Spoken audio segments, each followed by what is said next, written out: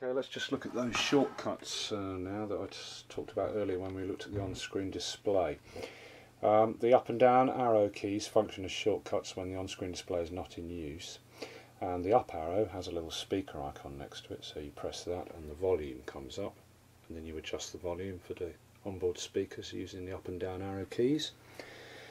The down arrow key, if you remember in the on-screen display there was an option to allocate this shortcut key to one of 4 different choices like quick, magic colour and quick colour and things like that, and it was set to magic colour.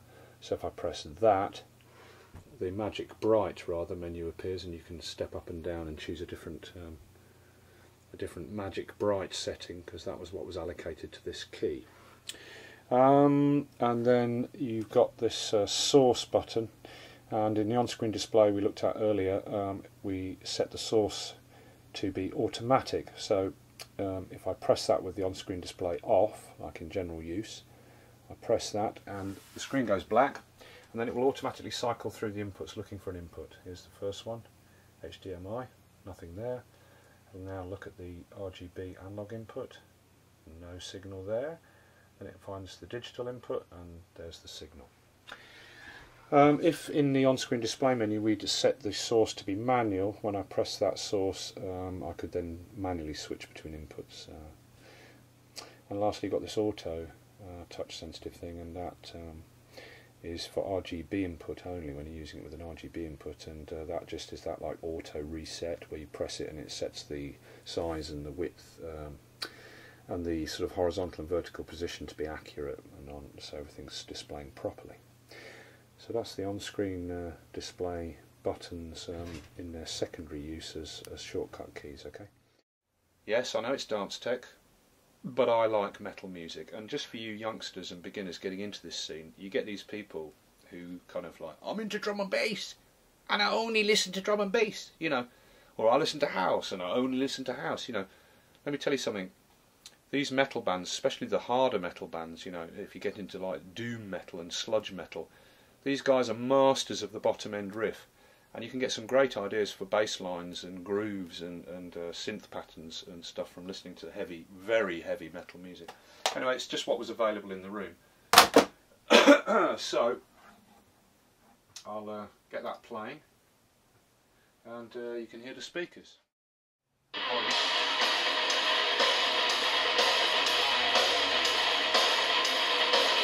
So I'll put the volume up now to about 100.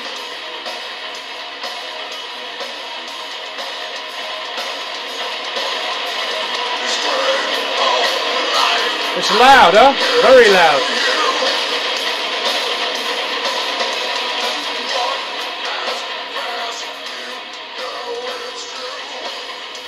So that's the volume, and as you can hear it's plenty loud enough. The downside is the louder the volume goes, the less and less bass there is. That's not a criticism of this Samsung screen. I mean, you know, built-in screen speakers are never any good, but these are actually way better than usual. They go very loud, and when they're at a reduced volume, they're pretty clear and well balanced, but the louder you go, the less bass there is. If you remember from part 1, when we looked at the physical aspects of the screen, round at the back there was a socket for bringing the audio line in, and they give you an included stereo mini jack to mini jack cable in the box with the screen. And there's also an audio out socket, and when you plug into that, it cuts the speakers. Now I use that for plugging in headphones. If I'm working at night, the screen's wired up to the max default output on the back, and it's great at night. The speakers are fantastic for general listening if you're doing some editing or compiling work or something and you don't need accurate monitoring, you just need to hear the sound. They're fantastic, and they're good for general YouTubing and everything like that. But it would have been nice if Samsung had found a way to option that when you plugged into the output, it didn't cut the speakers out. When you plug headphones in, yeah, you do want the speakers to cut out. But it would have been great if Samsung had found a way of being able to plug into that output and that the signal passed through as well as the speakers being driven. Because if it was like that, then you could use the output socket to plug in a subwoofer, and then just this screen plus a subwoofer would be a package for anyone who's doing gaming and stuff like that and watching movies, because the speakers are good enough as top-end and mid-range satellite left-right speakers, but they just don't give any bass. So the addition of a subwoofer would have been good, but unfortunately you can't do that. But that's not really a criticism. Now the other thing is, I'll just see if I can get this to display. Okay, this is going to be difficult, but if I bring the camera right into the screen, at the moment I've got a NT style sort of mallard green or whatever it is, you know, that sort of dull green solid colour allocated on the Mac operating system for the desktop, and the camera's showing it as blue because the colour balance is set for the room, not the screen. But basically if I zoom in, you can, when there's no flickering, right, if you can just see that there's this sort of, can you see that mottled effect? Like a granular, see that? That granular quality to the panel surface? There it is, right? It's very hard to show on the camera, but there is this granular effect over the entire screen surface. Now I don't know whether I've got a duff screen. I have got to go and check this at a dealer and see if I can see one in real life, apart from the one I've got.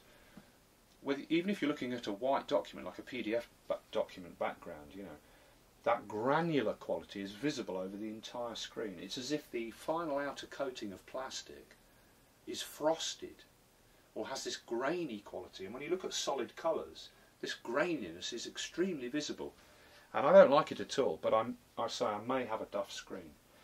Your eyes kind of, it fades in and out of being able to see it, a bit like when you're watching the TV and they put the channel logo up at the top. Your eyes will see it 1 minute and then won't see it. But when you do see it, it's very irritating, and I don't like that screen at all for that reason.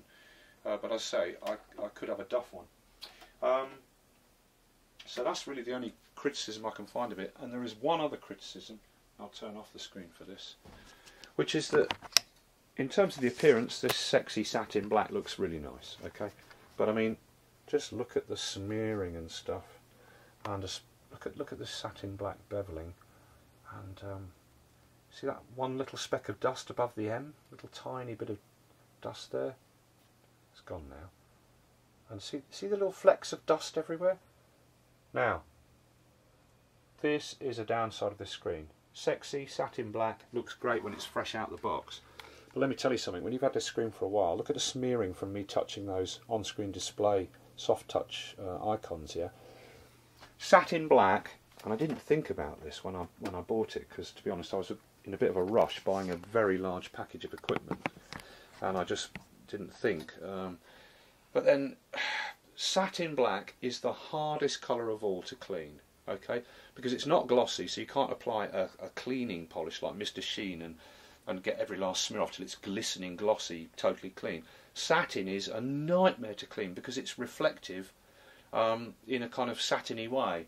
So you rub the cloth on it one way and then you've got a satin sort of smear or whatever.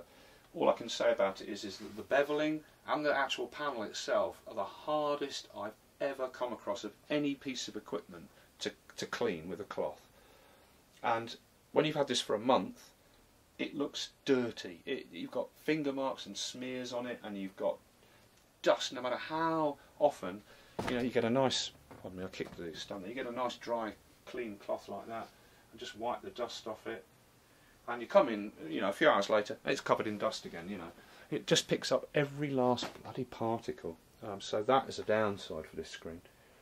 And but you get plenty of screen estate. Look, there's an old 15-inch Sync Master next to it. It's a big old screen, and it's got lots of great adjustability. The only other downside is the very robust stand at the back is fantastic in terms of adjustments and everything, but you can't get the screen back near the wall. I mean, it's that far from the wall, you know, like 6.5, 7 inches or something, and you lose quite a lot of desk space in front of the screen. But otherwise, it's a really nice screen for the money. But that frosting I just don't like, and I've got to find out whether that or not that is a problem with my screen. An internet search revealed nothing about that. So there it is, the Sync Master 2493HM. I suggest you go and check one at a dealer to see if you also notice that frosted quality to the panel. And if you don't, then it's a good little buy because the colours and the adjustments and everything are good, and it's not too pricey. Okay, hope that was useful.